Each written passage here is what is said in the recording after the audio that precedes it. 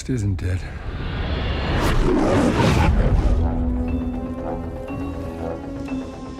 James, fate draws us back together. Now your enemy's my enemy. His name is Safin.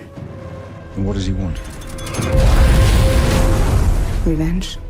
Me. When her secret finds its way out, it'll be the death of you. You can imagine why I've come back to play. There's a young lady in Santiago I want you to meet. You're late. When you're ready. Salute.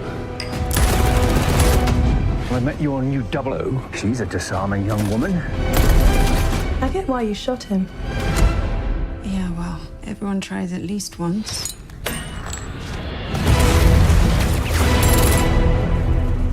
James Bond. We both eradicate people to make the world a better place. I just want to be a little tidier. Come on, Bond. Where the hell are you?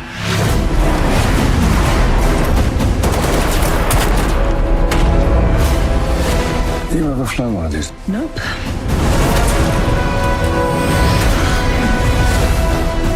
Harder to tell the good from bad, villains from heroes these days. What is it? You don't know what this is. He's going to kill millions.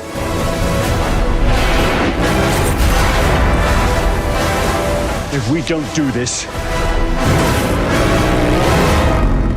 there will be nothing left to save.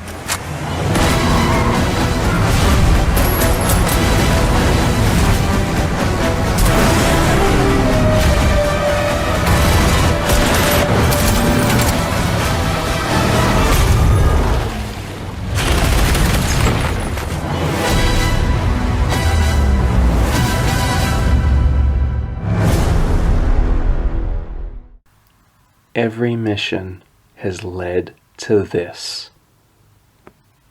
This is an absolute behemoth of a movie. It's also appropriately bittersweet. My excitement for this film started directly after walking out of Spectre in late 2015. Since then, instead of slowly weakening, it had only grown stronger with every passing year. It's no small secret that I'm a huge fan of the James Bond 007 franchise. I watched every film in reverse order about 5 or 6 years ago, and that's when my love for this series truly began. Out of all 6 actors who have played the character, Craig has and will continue to be my favorite portrayal of the iconic super spy. So the fact that this is the 5th and final Bond film is a big deal for me. He's been Bond for 15 years. That means he is the longest running Bond to date. What an achievement.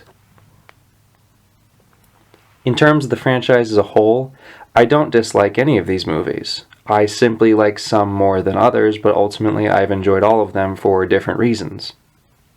That said, it's Craig's films that have stuck with me the most. I genuinely love all of his films, including this one. Skyfall and Casino Royale are both perfect films in my book, and despite them being more divisive, I greatly enjoy Spectre and Quantum of Solace as well. I hold all 4 of these films in high regard, so this one had quite the monumental task of not only concluding this story, but also just being a great film on top of that. So there was definitely a lot riding on Fukunaga to deliver after Danny Boyle himself left due to creative differences a few years prior. It may have been an incredibly daunting task, but clearly Fukunaga was up to the challenge. This was epic in the best way possible. I was grinning from ear to ear during those 2 hours and 43 minutes. This was a fantastic ride through and through. That $250 million budget was spent very well. Not one part of this movie feels cheap or half-assed. It is sleek and it is stunning.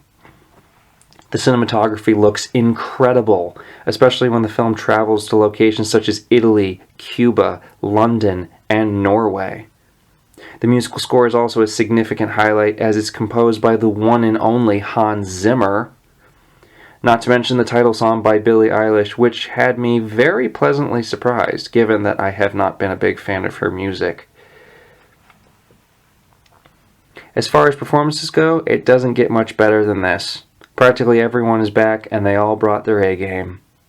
Craig has never been better as Bond. He has always sold the role both visually and physically. He looks excellent for his 50s, and he still throws himself headlong into the action sequences. The gang's all here, along with some fiery and memorable newcomers. Fiennes' M, Harris's Moneypenny, Wishaw's Q, Kinnear's Tanner, and Wright's Felix are all back, and they're all great.